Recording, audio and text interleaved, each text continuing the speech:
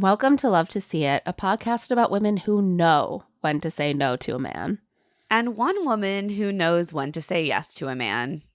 Just one. 1 in 4. 1 in 4 women can say yes to men. And I think generally we should do the 75% no.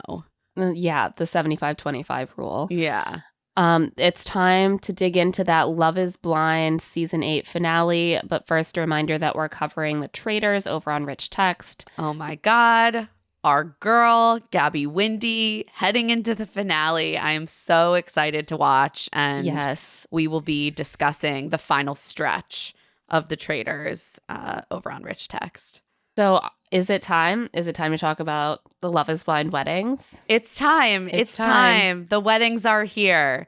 I do want to say beforehand that I have like the most horrific cough, and I've just been like having physical problem after physical problem this week, but hopefully it won't interrupt the flow of conversation too much. We're really suffering. I'm just trying to talk in a way where I don't aggravate the tickle in my throat. Oh, Claire. So yes, we drop right back in with Sara and Ben at the altar. I think there was a sense from how they edited her pause in the vows that she was maybe going to say no. And that is exactly what happens. She says, well, she doesn't say no. She says what they always say, which is, I love you. If they say I love you, they mean no. It's a bad sign. They say, do you take this man to be your husband? And she says, Ben, I love you so much, but I've always wanted a partner to be on the same wavelength. And so today I can't. I'm sorry. I don't want that to be misunderstood. I still love you and everything about you is amazing.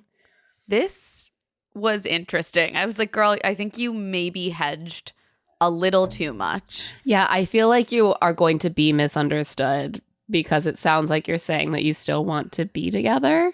And so he says, he doesn't seem too horrified that she said no. Yeah, he's like, that's okay. I still love you. I want to stay with you. I want to work on our relationship.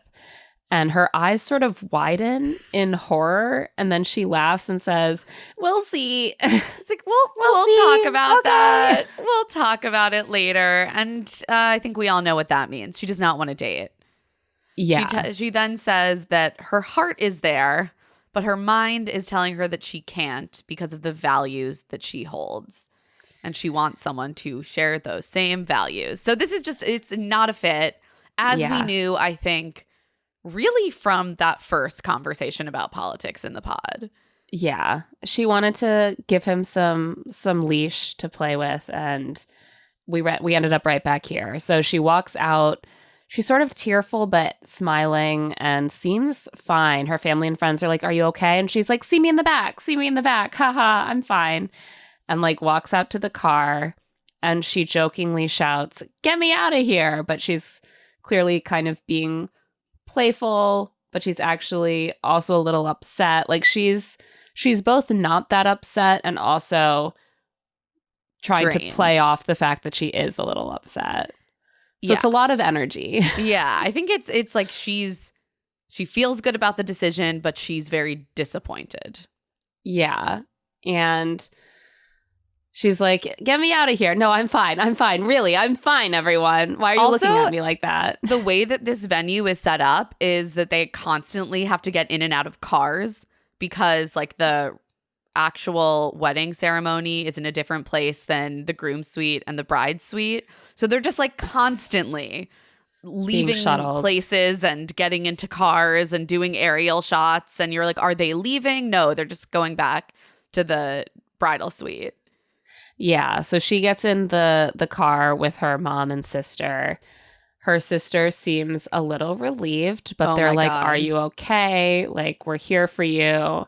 And Sarah's like, no, I'm fine. I love Ben so much. And seeing him at the altar, I knew it would make my heart melt. And it did. He's everything I wanted. I could still even now see myself saying yes. And I'm like, but he's not. He's not. He's very, and then what you say after, it makes it very clear that he isn't everything you want. Because as you literally said, you want a partner who's on the same wavelength, who holds the same values, who is not incurious about other people's suffering. Yeah. Like, she clearly is just so into him, but she knows that those things would become a problem later when she's a little bit less in, like, the infatuation glow that she's they in are right like now. the only couple that is like that wants to fuck. Right. Like, I think they're the only ones who, like, had sex by the wedding. Right? I know. Yeah. Clocked the most chaste season of Love is Blind ever. Like, what is going on? They're bringing courtship back. And Sarah's mom asks her if it was the timeline, and Sarah says no, that they have plenty of time. She feels like she knows him. And I don't like him. Like, I know him. That's the problem, Mom. She does the thing that, you know, time-honored tradition of after the breakup, you confide all of the things that concerned you that you didn't want to tell your loved ones about while you were still trying to make things work. Right. So she's like, you know, we talked about like Black Lives Matter, and he said that's not really something that I think about. I asked him about his church's views on sexuality, and he said, I don't know. And her sister like laughs. Oh, laughs. I mean, it's just... She's like laughs at yes. Ben. Yes, I know who this man is. Right. It's a derisive laugh.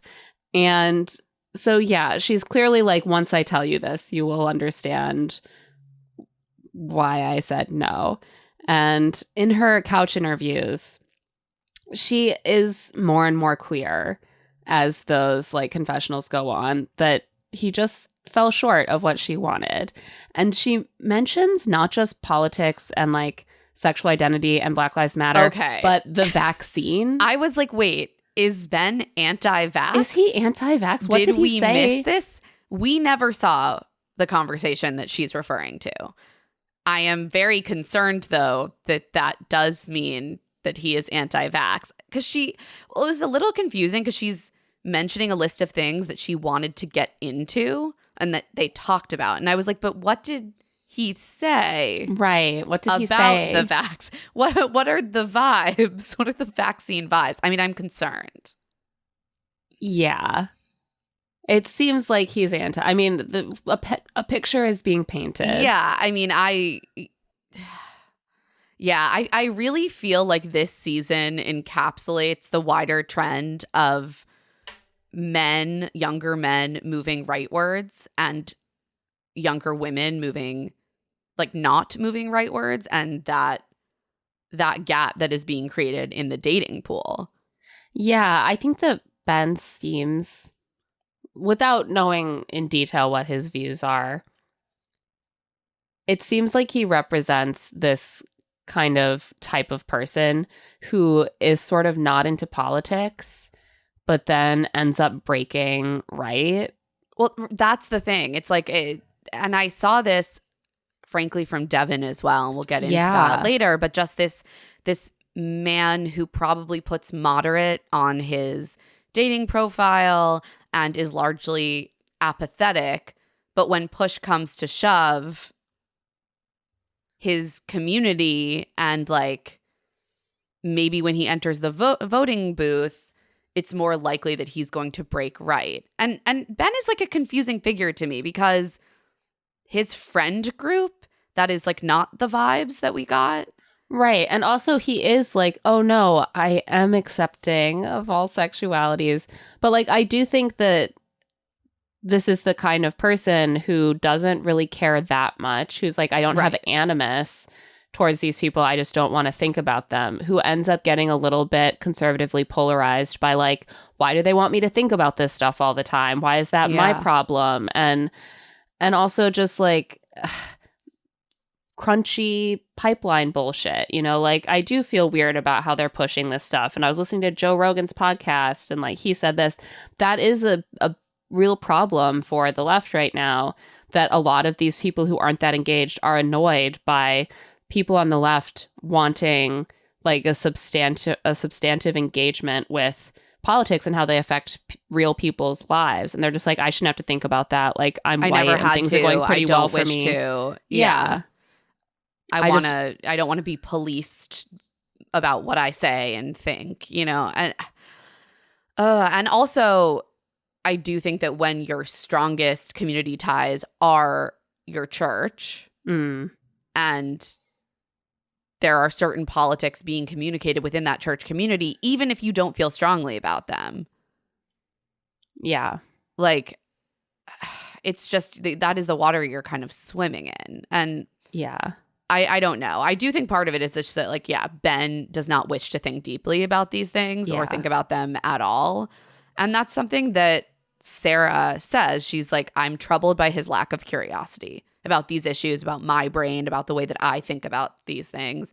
And he just didn't prioritize those things during our relationship. I actually saw a lot of this playing out also in the comment sections of posts about Love is Blind this season. People who think that it's annoying that Sara keeps bringing up politics. People who think she should just leave him alone. Why is she so controlling? Like, I think that there is a way where politics really obviously and clearly impact the lives of certain kinds of people. And so it is very hard for them to have close relationships with people who vote against those policies. And on the other side, they're just like, I guess you can vote for like abortion and, you know, you can vote for, you know, anti-racism like policies if you want. Like, they don't really affect me that much, but I don't care enough to really even engage with it. You know, there's that asymmetry where I've been seeing a lot of criticism of Sarah's sister and her partner. That makes me And that makes nuts. me insane. It makes me full of rage. Like, the idea that it is victimizing this guy just to like ask questions and like push on things and ask people to think a little bit more deeply about your lived experiences. Like, at no point were they mean to Ben or Sara. At no, like, that conversation was actually full of love, but there were tough moments. And if like that's the level, like we're like bullying someone, like demanding any level of accountability or asking questions is bullying. Like, we've lost the plot so hard. Right. Any harm that would be caused to them by having someone enter their family who doesn't care about their rights, that seems like it should be irrelevant. Like, they should set that aside to a certain kind of viewer of this show.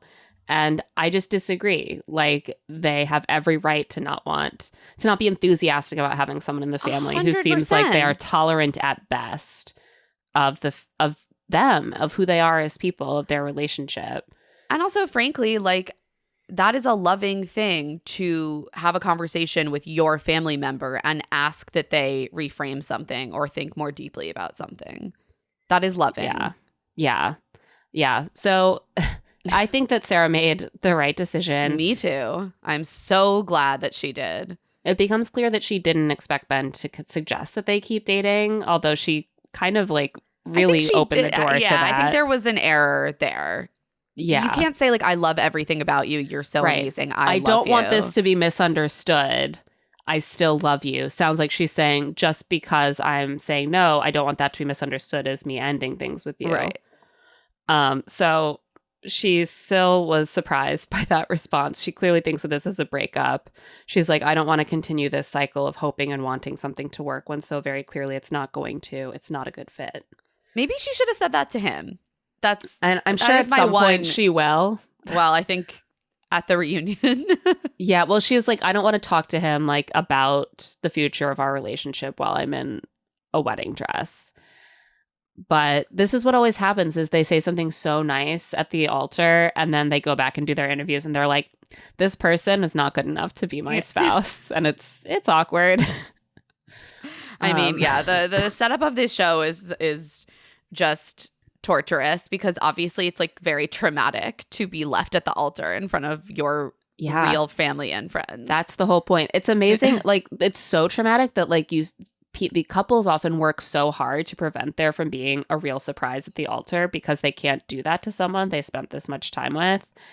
And so this should be the most dramatic episode of the season. And it usually is pretty boring because they don't want to actually blindside each other. No, because it's awful. Right. So Ben's with his friends. They're comforting him. One of them also prays did note over him. that Molly and Lauren were at the wedding. Yeah, I think that they're close with Sarah. They're very close with Sarah. And yeah, so they're like, oh, how are you doing? Are you okay?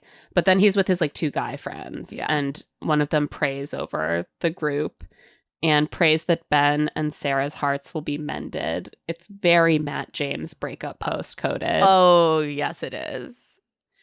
Is there just like a central database of breakup prayers that they're all cribbing from? I don't know. I'm learning so much about Christian culture from reality television. Right? It's gotten very Christian lately.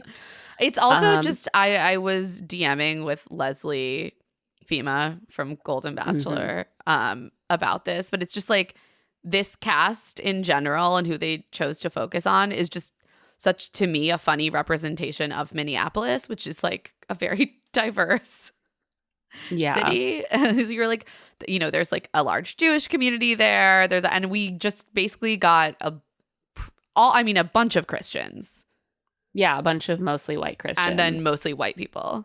Yeah. So no, and that's why people keep being like, oh, Minneapolis is a big, small city and everyone knows each other. And I'm like, well, I guess if you're from that group of hot, white, 25 to 35-year-olds who go to the same 6 bars, like, yeah, it's probably and that's clearly where they pulled most of their cast from. So Ben says that he wants to talk to Sarah, but he also seems to be kind of also having the realization that it's not going to work if it's not going to work now.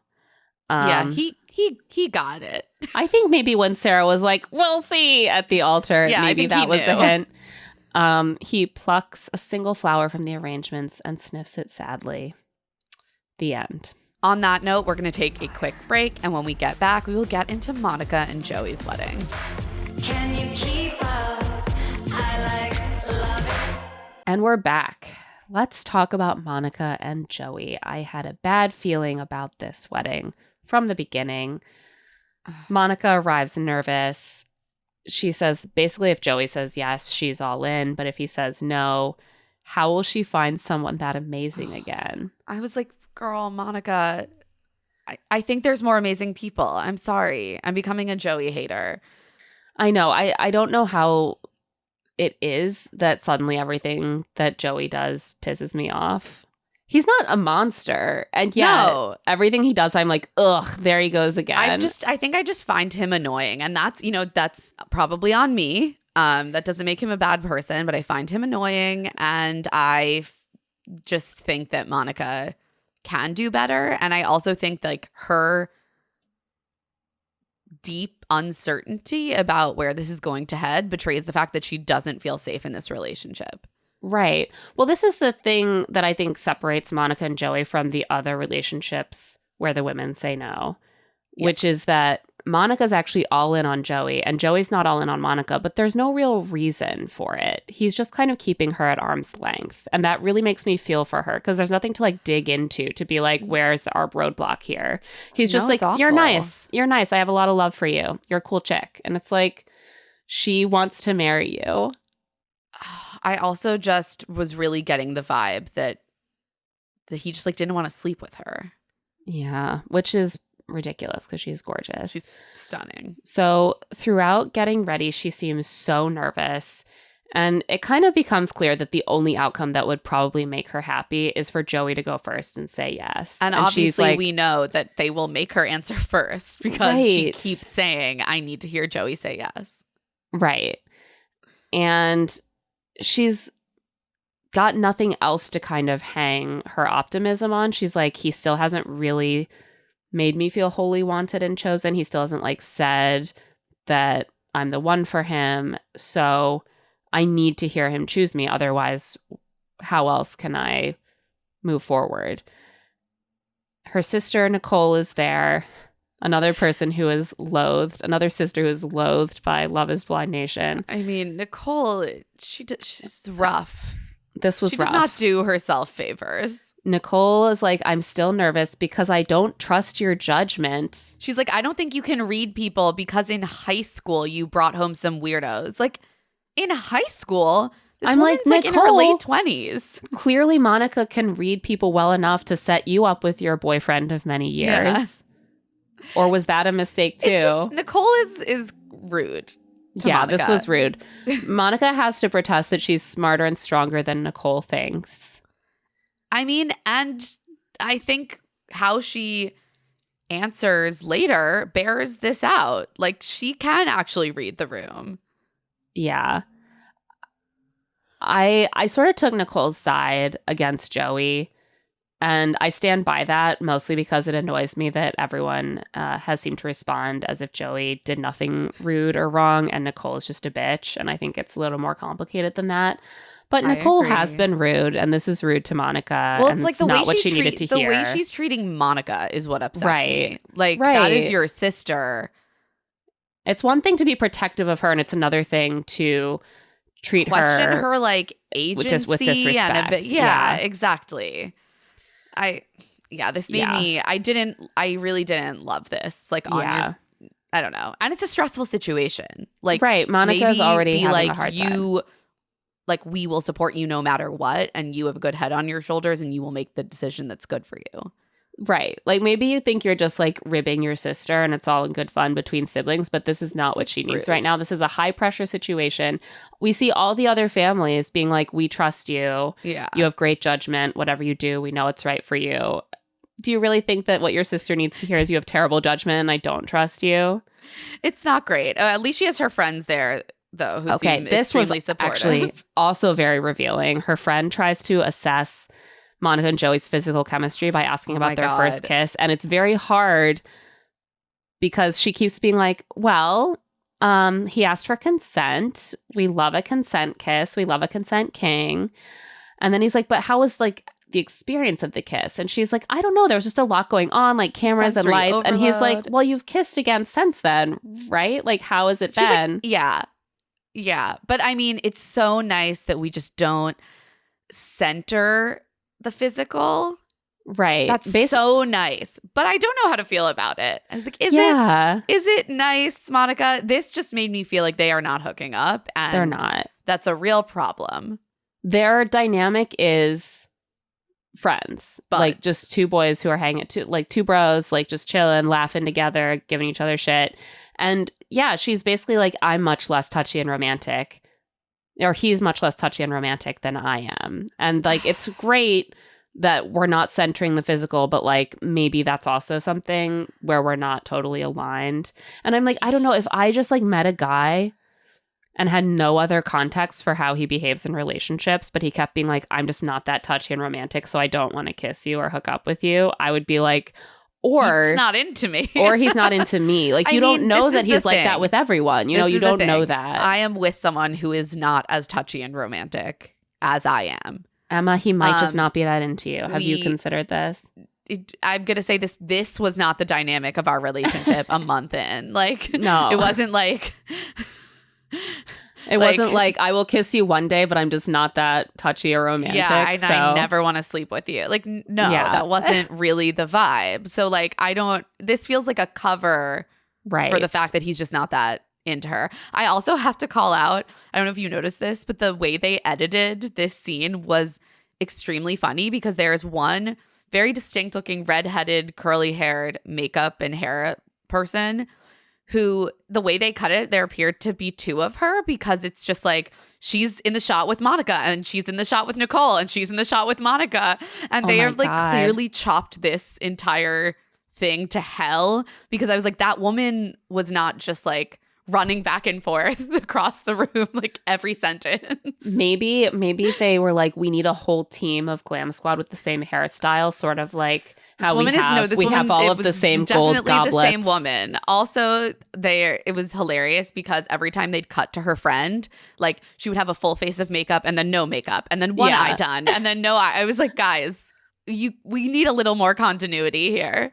No, that's not I was something they worry laughing. about. Well, we know that they famously have those gold goblets so that They no one can chop see everything the to hell. yeah, but so that it's a people lot can't more see the drink obvious rising. when it's like someone is barefaced and then they have like extreme foundation on and then they don't anymore. Like, and then it's that same woman well, is in two places. they're counting on the fact that most of us don't pay that close of attention to these details. I think if she hadn't had very distinct red curly hair, I wouldn't have noticed. But yeah. So God knows what this conversation actually was, but that's the narrative we were presented with. Meanwhile, Joey arrives feeling great because he got to work out that morning, and then he got to longboard in because he loves longboarding. And as we hear him say this, we see him take out his longboard and longboard from the door of the SUV to the door of the venue, which is about 10 feet. I was like, would we maybe? really say you got to longboard in? That was like a slight roll. This is where I realized I was getting full bitch eating crackers syndrome. Yeah, I know. I was about like getting Joey. so annoyed. I was like, oh, you're longboarding in, are Also, you? I'm sorry. He brought the longboard to the reunion. Why? He brought like an clear- accessory. Yeah, a clear An one so it wouldn't acrylic. cover his outfit.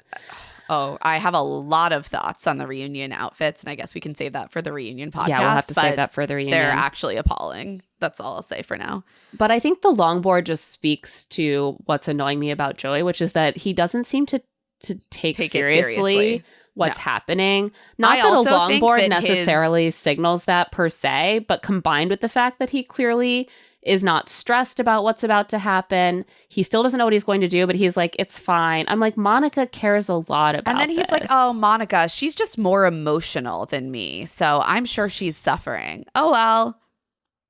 Like, he doesn't give a fuck.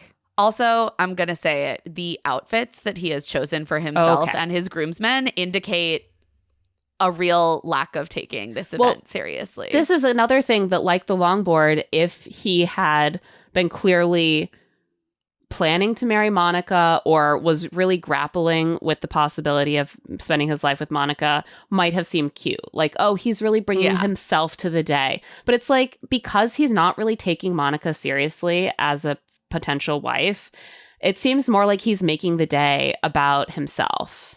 Yes. Oh, Like, what does he think would be funny or cute? What does he think would be fun? hated these outfits. I'm sorry. I'm Yeah, sorry. I did I'm too. sorry. I'm such a hater right now. They were heinous. Why are we doing the cool tone blues with the Hawaiian floral prints? It's snowing outside. They're just hideous. Like, a men in floral can be great. These are bad. These are very bad. Well, it's like a And- gimmick. He's like, and I then he's- love Hawaiian shirts. And then Okay, they're fine. pairing it with brown belts and shoes. Like, these are cool toned blues. Brown, like a light brown belt just cutting off the fucking middle of every man's body. I was like, get a navy belt. A navy belt. A black belt. I don't know. Whatever they're doing was bad. Great. Well, see, like, this is, I don't know anything about menswear. So I'm always like, what belt and shoes would you wear with this ridiculous getup? I simply don't know. I mean, I don't know what hideous. I would do. I don't know, because this entire combination of elements shouldn't exist. Yeah. No, the Hawaiian shirt thing pissed me off because, again, I was like, this is just Joey's day. He doesn't really plan to marry Monica, and this is just his Also, chance to like do all of his cute little jokes, his cute little gimmicks. He needs to get a better tailor also. Like, why are his pants are too tight? When he walks up to the altar, you can like see his keys in his pocket. I swear to God. I was like, I don't think we need to know everything that you put in your pocket during the wedding, my man. So his friend asks how nervous he is, and he says 5 or 6 out of 10. And even his friend seems kind of shocked by how low that is. He's Because not he's nervous also, 'cause like- he knows what he's gonna say. But he keeps being like, I don't know. Maybe I'll get up there and say yes. Maybe I'll say no. I don't know. But I'm not stressed about it. They're like, are you well? Like, you should be stressed. I also he's like, yeah, everything's so great with Monica, but Nicole wasn't welcoming to me, and I don't know that she was genuine during the second meeting, so that's a real concern. You're I not don't think he is concerned. actually concerned about I that. think he's using Nicole as a way to pinpoint something concrete that's not like, I'm not attracted enough to Monica. Right. Because what's the first thing he said when Monica said Nicole didn't really like you or like had some questions? He was like, it's okay. Not everyone needs to like me. And she's like, no, I want you to try to get along. She's my sister. And then he's like, And yeah, he's like, yeah, that okay, is sure. important. But like, he doesn't actually seem to care that much until he needs a reason to not Right. marry Monica. And his friends seem to love Monica. Like, I she can hang. know. She really accepts They're Joey. like, she fits in. She loves you so much. She sees every piece of you. Like, And he's like, yeah, she does. Yeah, I'm great. I'm amazing. And she sees that. His mom and sisters join to talk to him, and they also love Monica. They're so happy for Joey. And his mom brings up his motto, live, love, never forget. And he's like, it's actually never regret. Those are pretty different. those are different. And he also talks to his dad and stepmom. And throughout all these conversations, he just seems completely unruffled, smiling calmly. His and family's way more nervous than he is. Yeah, because they know this is a big fucking deal. And he talks about the decision as something he's just going to make in the moment. And like, he's like, I don't know. I'll know how I feel when I get up there. And his dad is even like, I mean, you've had time to make this decision. And Joey's like, yep. But I'll make it when I get up there. But you know what else really irritated me is that Joey feeds into this narrative that he's just super analytical. And that's why he doesn't get so it's such emotional. like, oh, I'm just so analytical, and she's just such an emotional person.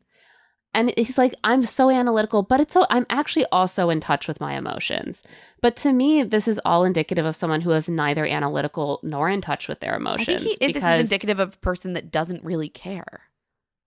I mean, I don't think that he cares, but I also think that he is avoiding both analyzing the decision or grappling with his feelings about the decision at length. And so he is avoiding all of that by saying, I will make a split-second gut decision at the altar. That's something that you do if you don't actually want to think through or feel through what your decision is with any real depth. Because he doesn't have to. He's going to just like in the moment, he'll know what to do. He doesn't have to like analyze it or like feel things about it. But he gets to like put himself up on this pedestal, someone who's so analytical, to explain the fact that he is not very affectionate or affirming of Monica, and that he doesn't really understand her strong emotions. I don't like it. I don't like it. And I felt really bad for Monica throughout all of this because it's clear that she's taking this very seriously. Right. And then meanwhile, here he is longboarding down the aisle. Down the aisle. He longboards down the aisle. Again, very cute if you like met your wife in the skater community and you're super excited to marry her. But this is just him wanting to do his cool little thing and then not marry Monica. Yeah. He gives a hang 10 sign to everyone. He is loving the attention. I was very moved by the fact that he put an empty wheelchair next to his family's seats for his late sister, and his mom just starts like weeping. Yeah, they're very touched by that. And he clearly sweet. does have a really loving relationship with his mom and his sisters, especially. Yeah. He definitely has that capacity. And like they keep saying like, you always put other people first. You do so much for other people. You're finally doing something for yourself. But it seems like maybe a lot of his capacity for that is already tied up in his family, because we haven't seen much of that in his relationship. I also just with think Monica. he's not into Monica enough. And he But the way hasn't they been also talk honest about that. Like the way they also talk about his past relationships is like, oh, you've had struggles with those. Well, like, right. Those haven't worked out. And I'm like, is that because he can't really invest as much in those? Or was it because he was really hurt because he was genuinely into those people? I Right. couldn't tell. They didn't No, say that's more. fair.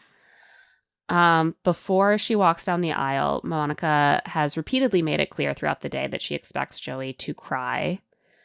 And he does not cry. He's just smiling in his usual goofy way. Yeah, this is it's So- not happening. It's over, folks. They do their little vows. Monica speaks first and talks about how nervous she was in the pods and how he immediately calmed her down. And ever since he's grounded her and made her feel secure, He has not. he has not. She says, I wouldn't have wanted to do this with anyone else but you. An incredible lack of vows, very backward looking at their This is experience. So telling. Every time they say, I wouldn't have wanted to be in this experience with anyone else, they're not Right. getting married. The suspense is over. Like, you don't say that if you're planning to marry them. No. Joey says she's the most beautiful, caring, and loving person. He would never have wanted to do this experience with anyone else. And then he says, my friends and family always said I could have a relationship with a wall, and I actually did it. And I'm like, I was like, Joey, are you calling her a wall? Like, she's not a wall. She's a person, and you're not special. Everyone else in the experiment had a relationship with a wall in the way that you are describing. When I really knew it was over, though, is when he was like, thank you for coming on this journey with me. It was incredible. Yeah. He's like, this experience is now over. Glad we did it together. This is done. Yeah. And Monica clocks this. Well, also, I think she was ready to Yeah. make the same decision by this point. Yeah, but I think that it was because she realized that there was no way Joey was going to say yes to her. Right. And she says, I don't right now. And she smiles through tears and says they're not quite there. Whenever anyone says at the altar, I don't right now, we're not ready yet, it means this is so over, it's never going to work out. Joey smiles and says that's okay. He's relieved. He didn't have to do it. Yeah. He's like, it's okay. It's great, actually. It's perfect. And she says, you're amazing and I love you. And Joey smiles and hugs her and does not say he loves her too. Nope.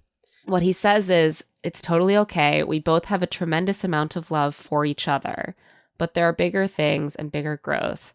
And to be 100% honest, I'm not 100% right now. And she's like, I know. Yeah, I'm aware. I think that, again, he says we have love for each other. He doesn't love her. He's not in He love doesn't with love her. And he's been saying that, which, as we said before, is like a post-breakup way of talking about someone since well before they broke up. Yeah. I do wonder if they talked about this beforehand. Like, they never I say, think it's we know what possible. they never say on the show, I know he's going to say no, so I'm going to say no. But we do often hear afterwards when they make the pod circuit that they talked about it beforehand. Yeah. I mean, I wouldn't be surprised if they had said, like, if either of us feels not 100%, we shouldn't do it. And it's probably not why. I don't know. I could see them having had some kind of conversation. Because when he says, like, I'm not 100% either, and she says, I know, like, that did make me think they'd had some sort of conversation. And maybe she was like, okay, if like Joey gets up there and for some reason says yes, I'm in. But like she knew that wasn't going to happen. But she knew that, he was not planning to say yes. Everyone applauds. And then Joey asks to address the whole crowd. And he says his sister, his late sister, always taught him to cherish every moment. And although this was their decision, there was still a lot of good. And he's sure Monica feels the same. And then they walk back down the aisle together as everyone claps. You don't always see that. This is sweet. And you can see that the friends and family are relieved because they're like, it's not as uncomfortable as these things often are. Yeah. I mean, again, this is why I really felt like there was a good amount of clarity before the wedding on what was going to happen. And I think Monica's emotion throughout the day was because she was hoping for a different wishing outcome. that it could be different. She was hoping that it could be different, but like they both kind of knew what was coming. Yeah, I agree with that. And I think that Joey had kind of prepared something to say to everyone else. Yeah, he had like a speech to give. Yeah. And he keeps telling her that they're on the same page and that's the most important thing. But they are not on the same page. No. Because she wanted to get married. And in her confessional interviews, she's really tearful and says she deserves to be chosen. And she would have made a different decision if he had vocally chosen her. And in his confessionals, Joey is like, well, she probably said no because her sister wasn't very welcoming of Joey, me. what? Or maybe it was because I was still working on being physically affectionate enough for her. And that could have been a barrier. Like, does he have no idea what's going on in there? Like, he's just that woman with her emotions. I'm such an analyst. He's such an analyst. He also points out that she'd never said she loved him until the altar, and he didn't know she felt that way. Like, it is wild to me. I don't think I've ever seen a couple get to the altar. No. And never have even expressed that they love each other. This is so shocking. Yeah. And this was our couple that seemed like they were the most set up to be the golden couple after the pods. I know. And then it became clear they weren't. But I was like, I feel like there are things we like did not see and things that were not pointed out. And we know obviously the show withholds a lot. Like I saw Ben saying that like I guess he, Sarah, Monica, and Joey were in a love square. Like Joey's final two were Sarah and Monica, and Ben's final two were Sarah and Monica. What? So that's why you saw like at the beach asking them like, oh, how did you feel about how like Sarah, how do you feel about how Joey looks or whatever? Oh, yeah, that wasn't. But they just clearly didn't care. Yeah. Okay. So much we don't see. And it was clear that there was so much that they didn't properly show us Yeah. about the failures of Joey and Monica's relationship until we were like almost at the end. Yeah. And like I'm giving Joey a really hard time. I think it's partly because he seemed so fun and great at the beginning, and I was rooting for him. And he has every right to not be into Monica. He has every right to not want to get married. But like so many small choices were made that were off-putting to me throughout their post-pod my frustration is just more at the way that like he seemed a little flippant towards Monica and her emotions. Yeah. That's what I have a problem with. The fact that he's like wanted to say no, I have no problem with. People should say no if it's not right.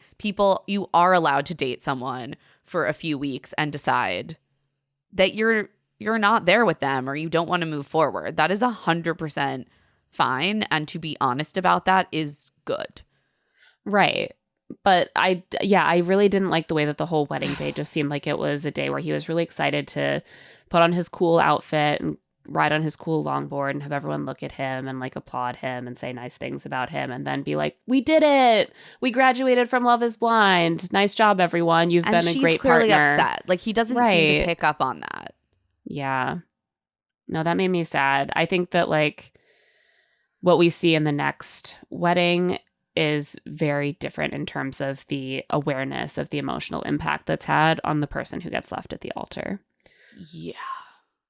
So with that, we're going to take a quick break. We will be right back with Virginia and Devin's wedding and, of course, Taylor and Daniel's wedding. Can you keep up? I like love it. And we are back, and it is time to get into the most brutal of the four weddings, Virginia and Devin's. This is tough. Virginia is very emotional all day. She's crying when she like gets there. She loves Devin. She's like, I see a future with him. I feel loved and secure with him. I feel blessed to have found him. It's proven to me that love is blind. And her mom and friends come to help her get ready, and she is in full Virginia sleepy talk mode during the glam session. I know. She's getting her makeup patted on, and she's like, he's just a good man. He shows up for his commitments. Virginia is the one person that I really think did not know what she was going to say. Do you think so? It kind of seemed like she wasn't sure. That's possible. It's possible. I mean, because she's so effusive at the beginning of the day, and then she's so anxious. Yeah. As the day goes on, and she later says, like, I panicked when her friends and family left. She's like, who's going to tell me what to do? Like, she clearly hadn't communicated with Devin what she planned to do. Let's at least That's true. I feel like she was maybe trying to talk herself into marrying him.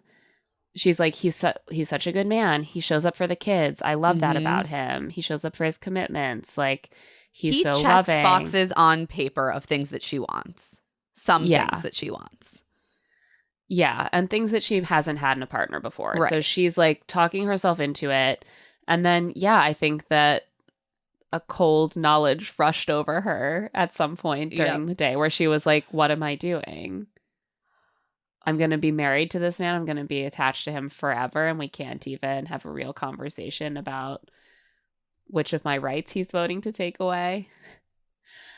So I also wanted to give a shout out to Virginia's mom, who continues to be such a lovely and supportive presence. Oh my God, I love her. I love this woman. And we also learned that she is a Minnesota House representative for the Democratic Farmer Labor Party. I know. I love this. She's not just a voter. She is like engaged in that political process. It also just really puts a fine point on why Virginia really cares and is engaged with politics. Right. Like, her mother is literally a house rep Right. on the And- left. Right.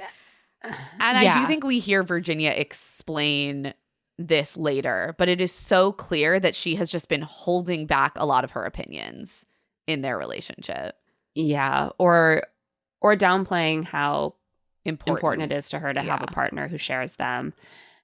We also see Devin's mom and sister who come by to welcome her to the family. And Virginia's mom and Devin's mom are like matching, which is actually so funny because Virginia and Devin are always matching I know. by accident. It's cute. And you can see that Devin's mom and sister are like, this is going to be our new daughter/sister-in-law. Yeah, they're like, welcome to the family. This is just the beginning. You have so many more years together ahead. And Virginia says, yeah, we do.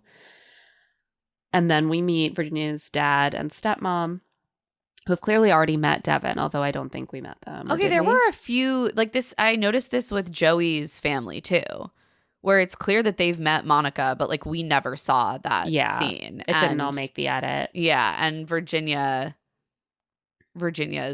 dad, that didn't make the edit either. Yeah. But they seem lovely and they seem so very lovely. supportive of Devin. And her dad is like, I gave up on this a long time ago. And Virginia says, you are so disrespectful.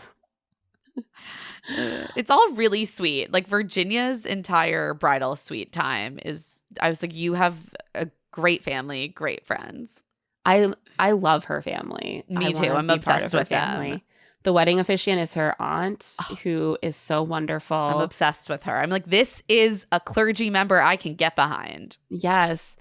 I love how she was explaining, like, Virginia, you're named after our mom. And it's like clearly for the benefit of the camera, but it sounds like she's telling Virginia's mom that she named her daughter after their mom. But she's explaining the family history, and she's like, you know, you have a great life because you have a great mind. I thought that was the most stunning compliment. What a lovely compliment.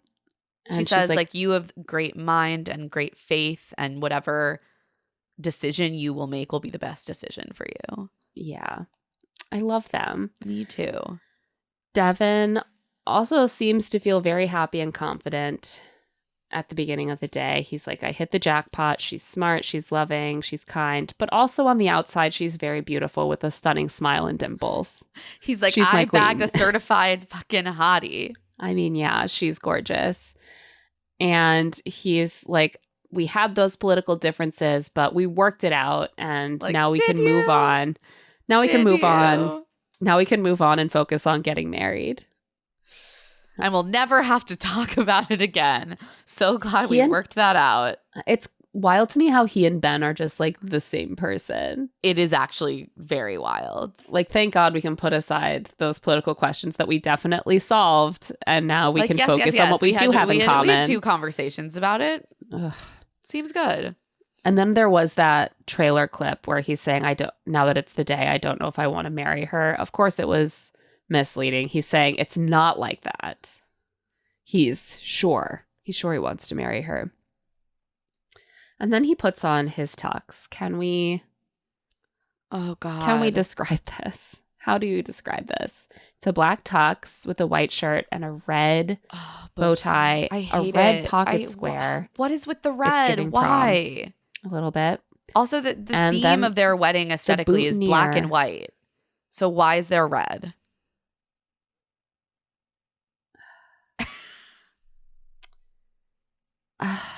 You know, I'm upset. he's always wanted to look like a sort of high-end circus or carnival barker or something. Okay, also the boutonniere, he later says that Virginia gave this to him, and I was like, Virginia, this is Virginia, please. a real miss. It's like an ornate D brooch with a bunch of white fluff coming out of the top. That like sort of matches her bouquet, which is also bizarre. Like aesthetic choices were made that I'm sorry, I simply can't get behind. It just looked like a costume rather than a beautiful suit for your wedding. Virginia, however, is stunning in her gown, and they find a ladybug on the skirt for good luck.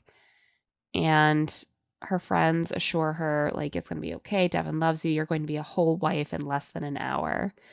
This is probably not what she needed to hear, because suddenly she's like, no, I won't be. no, I won't. Do I want to be a whole wife in less than an hour? And she's like, yeah, the minute that they leave, I was like, oh, she's very anxious. She's like, her knee is just like wagging up and down and she's fidgeting with her fingers. Like, she looks ill. Yeah. I get it. That's a scary moment. They walk down the aisle and exchange their vows. Devin says she's the most caring, loving, genuine person he knows. He fell in love with her heart, which is pure, and he knows she'd always have his back. For a long time in my life, he says, I felt like I've been in a pretty dark place, just in a cycle of like waking up and going to work and going home alone. And he says with her, he's been excited to wake up or come home and get to see her.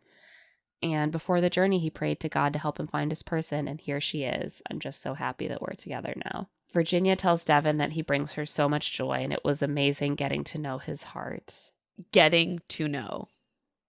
It was so nice to meet you. Yeah, it was so nice to meet be you. In this experience with you. I mean, it's just the backward looking. Yeah. It's a death knell. I'm going to write Greg his next Valentine's Day card. I'm going to write, it's been amazing getting to know you. I wouldn't have wanted to go through this experience with anyone else. Here are your divorce papers. Here are your divorce papers. She loves how he honors his commitments and loves his family. She starts to weep and he murmurs, it's okay, baby. And she says she has so much respect for him as a person. Even the little texts he sends her through the day or lying in bed laughing until their stomachs hurt has just like been so wonderful.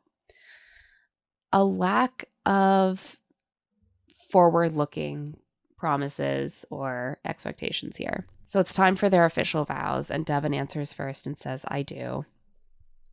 Virginia answers, I love you so much. But I'm just not ready. And she cries. Devin looks devastated. He also starts to cry. Her family looks shocked. Devin's mom is using the back of her granddaughter's flower girl dress as a hanky to cry into. Oh my God. This made me, I felt so bad for them. Yeah. I mean, they really all expected a marriage. Yeah. They were both, I think, taking it seriously as a possibility. And Virginia walks out while a very literal song about a breakup begins to play. Oh my God. So you be my one and only. Now you and I can both be lonely. The music choices are wild in this episode. One of my favorite pieces of Love is Blind, like TikTok content, is when people make fun of how literal the song selections are. Look, Netflix has a catalog and they're like, yeah, you just like breakup song. Yeah. Where's feeling sad left them? Yeah. Is it going to work out between us? Is it ever gonna work out? I don't know if we can make it happen. It's so good. Everyone feels so bad for Devin. I mean, he's sobbing at the altar. Yeah. Like this is the trauma of being left. Adam walked in while I was watching this and he was horrified. He's like, wait, they can get up there and the other person says no? Like they can do vows and then just otherwise, why would anyone watch? He was like, this is so mean. I was like, yes, Adam, that's the point. That's the drama. Virginia's dad hugs Devin and says he's also disappointed and Devin is a great guy. And then you can kind of hear but not see Kayla, Devin's sister, saying, I don't understand these girls. He doesn't deserve this. Yeah, it very quickly pivots to Devin's family is pissed at Virginia. Yeah, they're mad. They're mad. Like, sorry, Hannah. I get it because Devin clearly expected to get married. They have been taking it very seriously. They did the prenup. He was blindsided. Like, that sucks. Yeah, it sucks. They're really they're really upset about it. And if I had a child or a friend in that position, I would also immediately go back to the bridal or groom suite and just start talking shit. For sure. And that's what we see. It's relatable.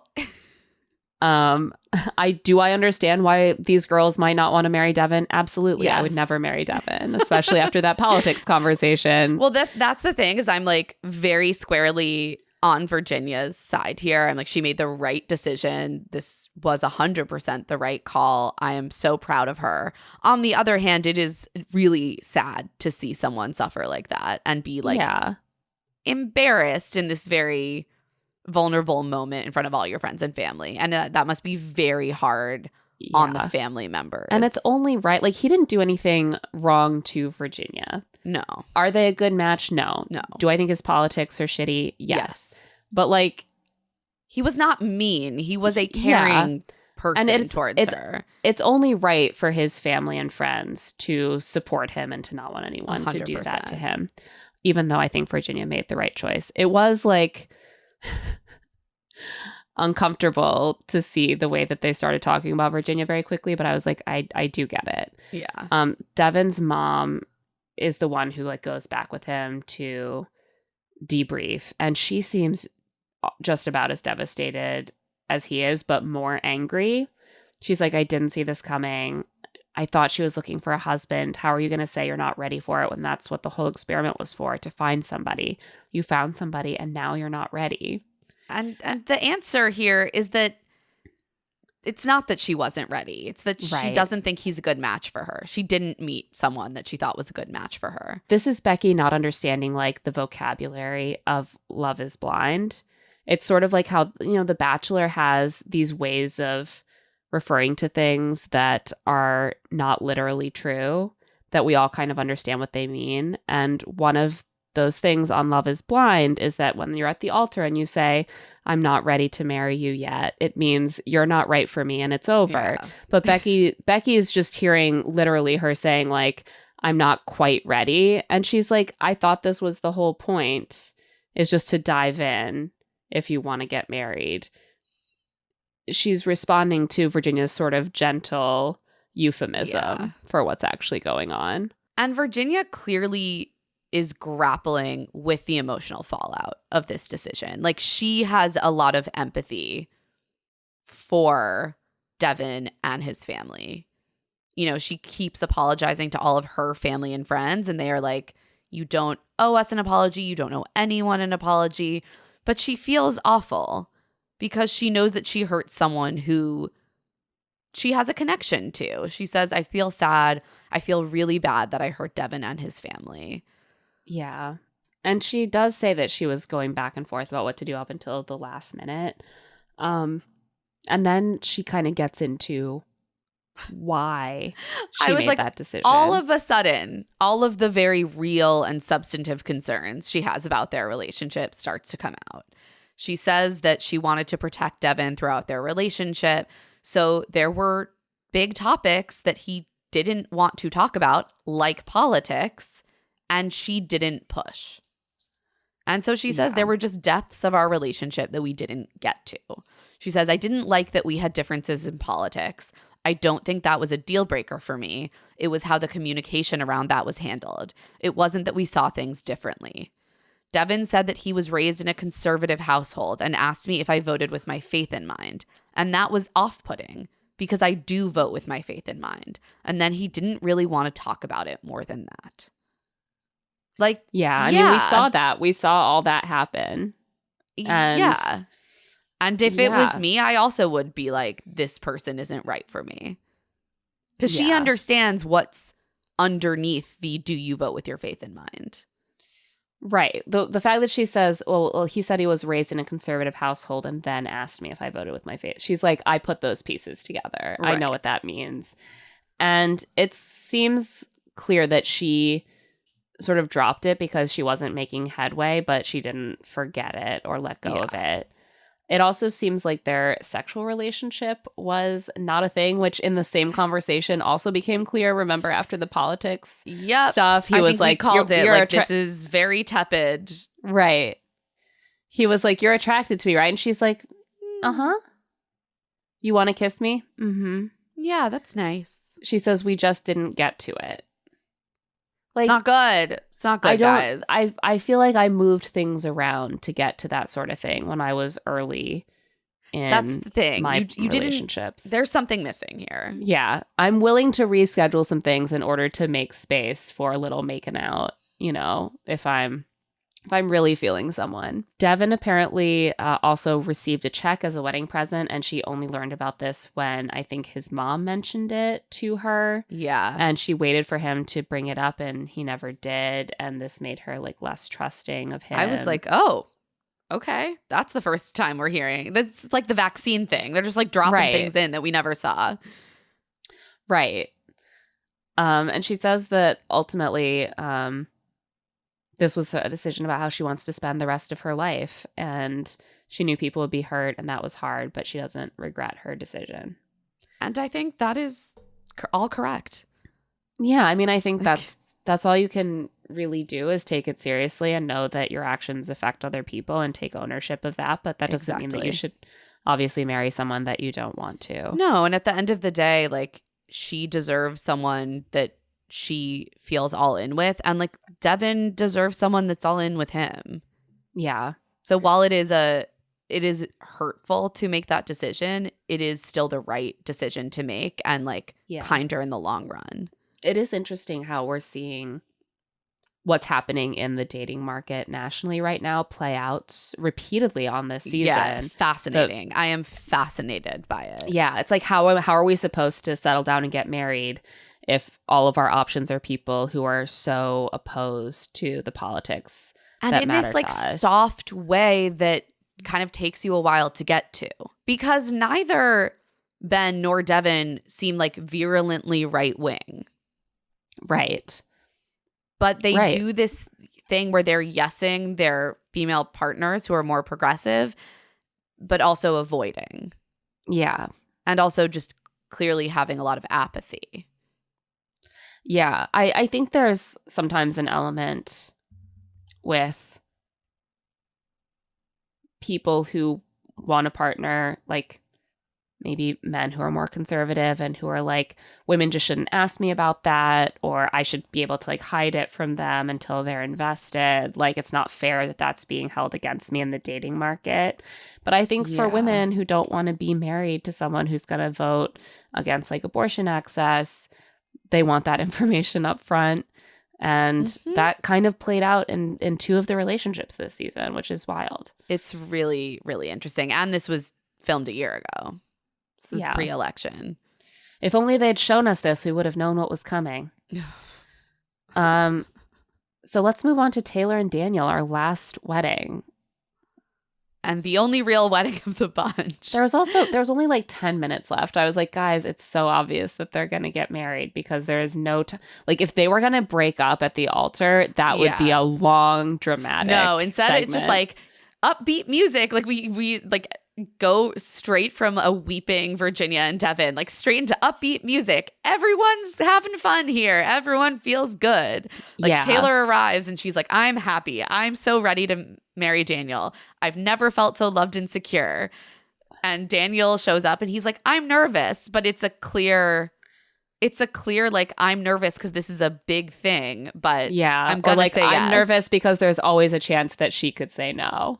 Yeah, but I mean, they're like giving each other gifts, writing each other cards that are just like, we will be getting married. Can't wait. She writes him a card that says, if you're not busy later and you want to get married, I would like that very much. It's clear they've talked about it and they have agreed that they're getting married. Yeah, there's zero tension, zero anxiety about a no at the altar. And just some very real and earnest moments of emotion between the two of them and their families. Yeah. Everyone's so excited for them. And one thing that we do learn also kind of late in the game is that they have not had sex. I was like, wait, what?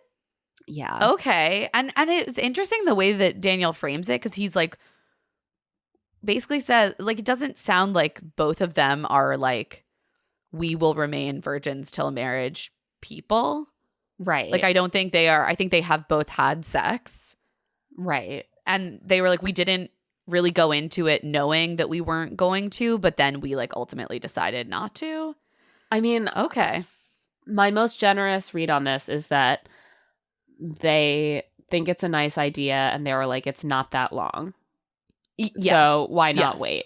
Why not wait? My And we were least planning generous is that they are making excuses for the fact that they haven't wanted to, which I feel like we're seeing a lot I'm of this concerned. season. I hope it's not the latter. I mean, they are very much like, we definitely plan to consummate. Probably tonight. Right. No, they're overcompensating for that. They're just like, we definitely want to have sex for sure. We're going to do it later. Watch this space. Don't. I'm sure we're going to get a question asking if they've consummated on the reunion. Yeah. And they're going to be like, yeah, a bunch of times. Both of their friend groups make a lot of jokes about how they're going to have sex that night. Just like, tonight's the night, my man. You guys going to get down? Just so impressive to have the energy to have sex on your wedding night. TBH. I mean, I think if you've never had sex with each other before, that is like the one There's scenario. it's motivation. Well, it's like, I think that if you've had sex a million times and you're so tired from being at a wedding and hosting, you're like, not tonight, babe. But You're like literally any other time. if you just got married and you're like, we've never had sex with each other before, there's got to be an excitement there Yeah. Okay. that fair. might carry you along. Maybe that's why they waited, so that they could be like the one couple to have sex on their wedding night. Daniel's sister Rachel sings Elvis Presley's Can't Help Falling in Love as they process down the aisle. And This is very sweet. they exchange their vows. Daniel reads his from a paper. He says, to say it's been a wild ride would be quite the understatement, and that it's crazy to think that 5 weeks ago to the day they had their first date. And then he talks about how Taylor processes things and sees things and the way that they instantly became best friends. And he can see her being plugged into my life as the mother of my children and my wife.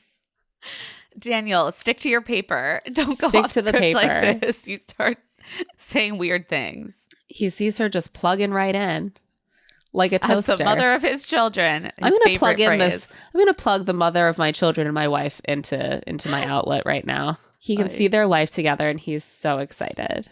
And he does real vows. He's like, I promise to support you, to always be a soft landing and a listening ear, to keep faith and family at the core of our marriage, to make you laugh. Like, he is looking to the future. He says, I truly am the luckiest guy in the world. I love you so much. And Taylor's vows are also real vows. She's like, I have never felt more sure about anything in my life than standing before you and all of our family and friends. I'm sure that this was a wonderful experience for me. Goodbye forever. No, she's like, I fell in love with your words the day we met, and every day going forward, I promise to keep loving you for the rest of our lives. She says, you've given me a love I wasn't sure existed, but always prayed for. And she reads from a journal entry she wrote in 2020 about the man she was going to spend the rest of her life with. Someone who is generous and kind and giving, whose faith would challenge and deepen her faith, who wanted to start a family. And she says that Daniel is quite literally the answer to her prayers, and her soul has known his soul for a lifetime. Intense.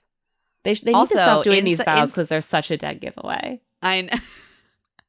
Also, just like another insight into Christian culture. Like, wow, the girls are out here like writing true prayers in their journals. Oh no, this is a huge thing actually. Like thinking, and it's part of like actually like chastity culture, like thinking of your future spouse throughout your life and how to like prepare and guard your body and soul for them. And like praying for them, praying for their virtue and their well-being. And like, no, this is such a real thing that I wonder if there was a strong element of that in their decision not to have sex before marriage, actually. Yeah. I mean, I think so. Again, I think if they were like, we're not going to have sex for 2 years, but they're like, we're getting married in 2 weeks. Yeah. Why not? Why not? They are asked to give their vows. Taylor answers first and says, I do. Daniel says, absolutely, I do. Everyone is so happy. The officiant pronounces them husband and wife and then announces Mr. and Mrs. Daniel Hastings. It's appalling. Taylor? I'm sorry. I Taylor hate it. who? There's Taylor no Taylor doesn't here. exist. It's so amazing how when you become a wife, you're just a man's appendage. Mm. This is like the thing that like strikes fear into me Yeah. when I think about the fact that I am like a wife now. You're a subclause in someone else's name now. Yeah, I was like, absolutely fucking not. Yeah. But she has clearly always wanted and prayed to be Mrs. Mrs. someone Daniel someone. Hastings. So- Mrs. someone else. Mrs. someone else's name. That's what I Yikes. doodled all over my binders as a girl. Mrs. someone else. Mrs. someone else. some Mrs. other someone else. dude's name. Mrs. some random guy. And with that, it's time for our final check-ins. We see Joey, who says he needs time to process, but he doesn't anticipate any kind of future with Monica. Yeah, No I think shit. we got that, bud. He feels like a failure. Doesn't seem to be weighing him down too much. His life He literally motto says, is, I don't regret a thing. yeah. He's like, my life motto is live to love, love living. He has a lot of mottos. Because earlier we heard it was live, love, never regret. I think it was live to love, love living, never regret anything. He changes the wording, which you need to nail down your motto, bud. He's like, I don't know. I got a sign at Home Goods and I can't quite remember what was on it, but it's something about love and living and regret. Monica says that she wanted Joey to be her person and be married and to have a great party, and it won't be easy to move forward. She says, I don't know where we go from here. And she seems pretty emotional. Yeah, she's going through an actual breakup and she's sad. Yeah. Joey's just like, the reality show that I was filming has come to a conclusion. And now my life is a blank slate. Did I win the prize at the end? I guess technically no, but that's fine. It was a hell of a ride. Ben says he's still in love with Sarah and he's devastated to not have her in his life anymore, but he's a true believer that love is blind. And that's a lot to say after someone who just got walked off at the altar. He's like laughing. Yeah. I mean, I do think that Ben loved Sarah insofar as he, experiences such things. I think he was Sarah was attracted right that to like her. yeah, I think Sarah was right that their relationship was ultimately a little shallow. Yeah. And I think he was like, great, this hot woman, she's so beautiful, she's so nice, and I'm going to be nice to her. Right. I think all of that was real. And he does, take the rejection on the chin. Yeah, gotta respect that. In this one case, I do have to hand it to Ben. Yeah. He took it on the chin. Sarah says she used to always give people the benefit of the doubt, but you can't date based off of potential. Yep. She still believes love is blind, and she is proud of herself and feels like she's grown from this experience. I'm proud of you too, Sarah. I think the people who ended up being attracted to their partners always feel that love is actually blind. Yeah. She's like, to be fair, he did tell me about the politics stuff in the pods, and I still chose him, and he was really hot, and we had a great time. So love is blind. Definitely blind. I mean, they're also, I feel like they're like holding up a sign behind the camera being like, you believe love is blind. You believe in this. Is love blind? Yes. Yes. Devin says there's nothing he wishes he did differently. He still believes love is blind because he felt that love for Virginia. He still cares about her and loves her and can't imagine a life that doesn't have Virginia in it. He's really hurting right now. I feel for Devin also. It's a tough one. It's tough. I do too. He's really sad. Virginia says the hard thing about being in a relationship is that you have to count on each other, and I feel bad that Devin couldn't count on me today. But she says she put herself first today, and that's new for her.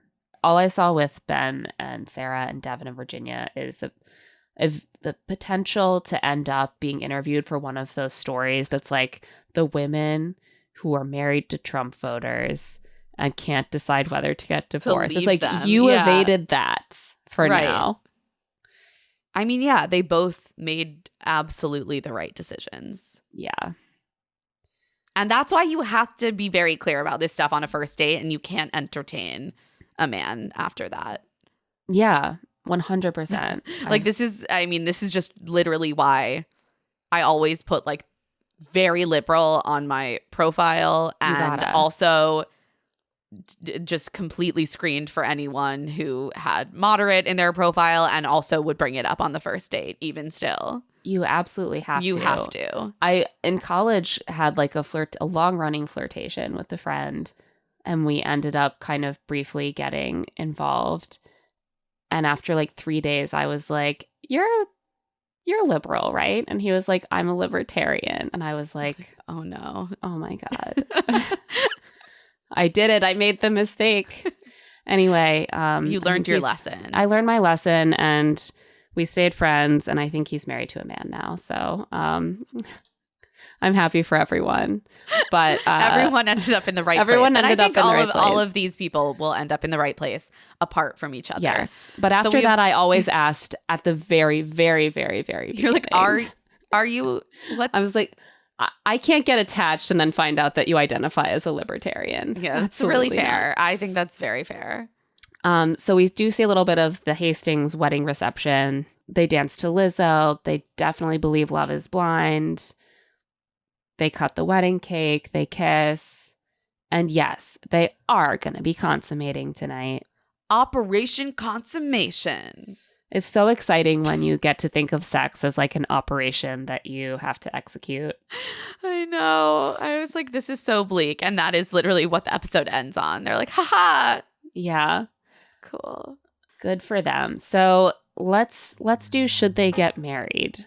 Should they stay married? Should they stay married / should they date in real life? Out of 10. Yeah, this was an interesting one because we had so many that broke up at the altar, actually. And also, I usually have at least one couple where I'm like, I think maybe they could make it work after the fact. I'm going to be giving out a lot of ones. I mean, for me, Sara and Ben is a 0. I don't think that they really should. I'm giving them a 1 out of 10 because he's not like abusive.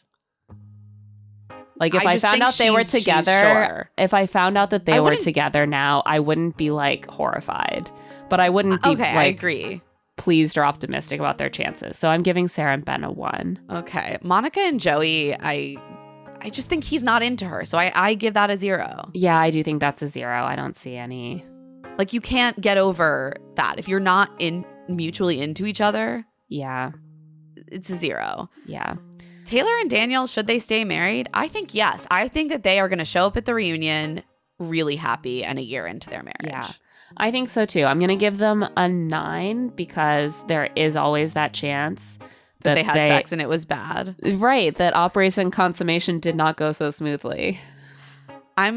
You know what? That's fair. I'm going to go to a 9.5. Okay. That's fair. Virginia and Devin, I think I'm going to give that a 1 as well. I could see a 1. I'll give this one a 1 just because I do think Virginia ultimately has more of a warmth for Devin than Sara has for Ben. Yeah. I don't think they should date. I don't think so think either. they're a bad match and I don't think they will. But yeah, I don't think so either. But if they showed up at the reunion and they're like, we worked things out and Devin we're has together now, I would really not be moved horrified. to the left. Yeah, Devin is part of the Democratic Farmer Labor Party now. I'd be like, all right, sure. Okay, great. Wasn't on my bingo card, but absolutely. Apparently, according to Reality Ashley and Storytime with Ricky, apparently an engagement is going to be announced at the reunion. Who do we think this is? My first thought was like, is there anyone it could be other than Meg and Mason? What if it's Lauren and Dave? Oh my God. Dave, who, another thing Storytime with Ricky reported, photos of Dave in a Make America Great Again hat. Yeah, I saw that. So much for the fact that he said that he really supports abortion rights. These men will say anything. Yeah. To get laid. Yeah, like, I'm so finally gonna have socially sex. liberal that he wears a MAGA hat. Cute. I mean, his vibes are super MAGA, so... Yeah, I mean, I can't say I'm shocked. Yeah. If it had been like Mason, I would have been shocked. And Same. that's not to say that Mason definitely isn't. No, but I would have been He shocked. could still, but And I he would could have been still, surprised. but I would be surprised. With Dave, I was just like, oh yeah, Yeah, I was like, that tracks. that makes sense. I think I literally commented on the video, this tracks. So Yeah, I guess my guess at the engagement would be Megan Mason. that seems like the most likely thing. Yeah. Let's do our friends to enemies scale. Our final friends to enemies scale. Reminder, as always, this is tongue in cheek. We do not know these people in real life, and therefore this is not that serious. I think out of the people who are in this on screen in this batch of episodes, Ben might be my top enemy. I'm like, I kind of feel the same about Ben and Devin now. Yeah.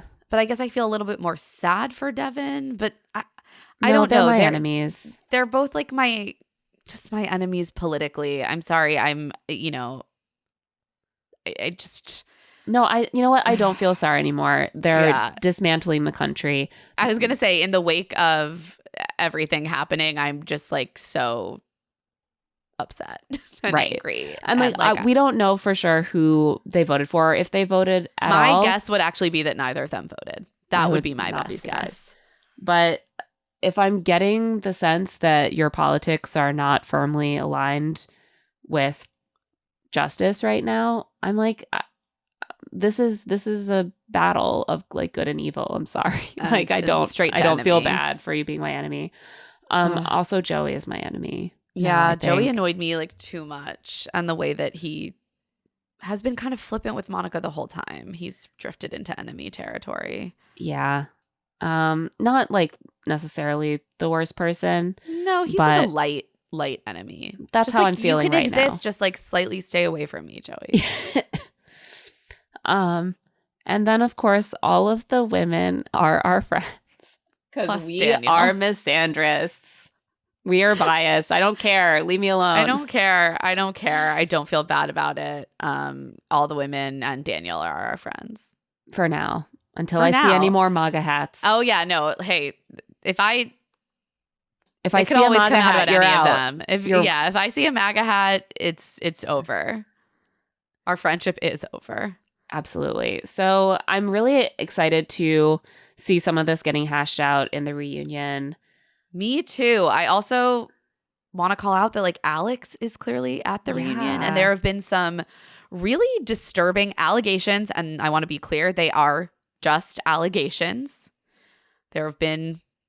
There's nothing further than allegations, but Storytime with Ricky has spoken to like several women who have made some pretty disturbing claims about Alex and the way he like facilitated young like underage girls drinking and partying with him, and it's implied some Perhaps more. perhaps some sexual activity. It's very uncomfortable, and I assume that Vanessa and Nick will not ask about it. I wonder if it was even something that had been Out when they filmed Out it. when I they guess they filmed did it. film kind of early. But I do think that the purpose of him being there will probably be to hash out With what Madison. brought up at the mixer. I hope she just goes hard at him, to be honest. Yeah. No, I really like they spend so much time setting up Madison and Alex and Megan Mason, and there was minimal payoff at the mixer, so they better have some bombshells in store. Yeah, I do think a big reunion. part of that decision was like I've seen reports that Madison is going to be on Perfect Match. And so I always wonder if, and I guess if they knew that Meg and Mason like are still dating a year later, Yeah. then that could be the reason. That plus Perfect Match could be the reason that we saw so much of the four of them. That's a good point. It's a wild move, though, because it results in the first batch of episodes seeming so pointless and people kind of being disengaged from it. And the I payoff know. is not I do that think they great. need to rethink Yeah. that strategy. But Yeah, but I'm excited to maybe finally meet Dave's sister. Do you think he brought her? Do you think he's gonna? No. I think Dave's sister is like trying to escape the internet. No, And she's in Dave hiding. did this to his sister. The fact that he didn't even give her the letter from Gross. Lauren makes me think that this was more his fault than his sister's. I know. I agree. What if he's just been completely exaggerating? Like, I think there's a strong chance that he was exaggerating what his sister was saying the whole time. 100%. It could go either and maybe way. even his friends too. Like, why was Yeah. he always the one who didn't want Well, them to be meeting Lauren or be on camera? and especially was because all he keeps mediated by claiming that him. like the guy Dan, like the ex, was like saying all this stuff about how they're like boyfriend girlfriend, but then anyone who has spoken to this guy, again, most of my sources, it's just story time with Ricky because she's out here doing the Lord's work of reporting.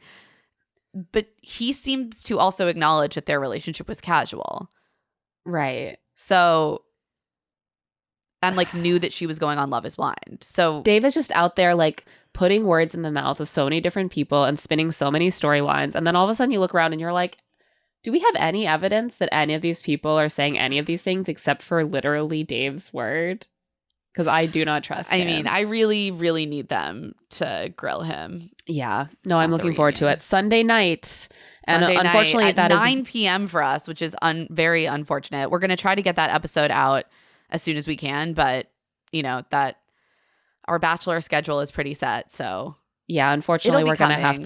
have to work around our Bachelor taping schedule for that, so it might come a day or A two little late. later. But we are excited to break that down. So on that note, that's it for this episode of Love to See It with Emma and Claire. Love to See It is a presentation of Odyssey. The show is produced by us, Claire Fallon, and Emma Gray. This episode was edited by Hannah Dickinson. Our theme music is by Tamar Haviv, and our art is by Aaron Nestor. If you like the show, please follow us, rate us 5 stars, and leave a review. And of course, tell all of your friends about our show through some vows that are extremely full of future commitments and forward-looking excitement for a shared future together. If you want to get in touch, you can email us at claireandemmapod@gmail.com. You can also find us on TikTok at Love to See It Pod and Instagram at Claire and Emma Pod.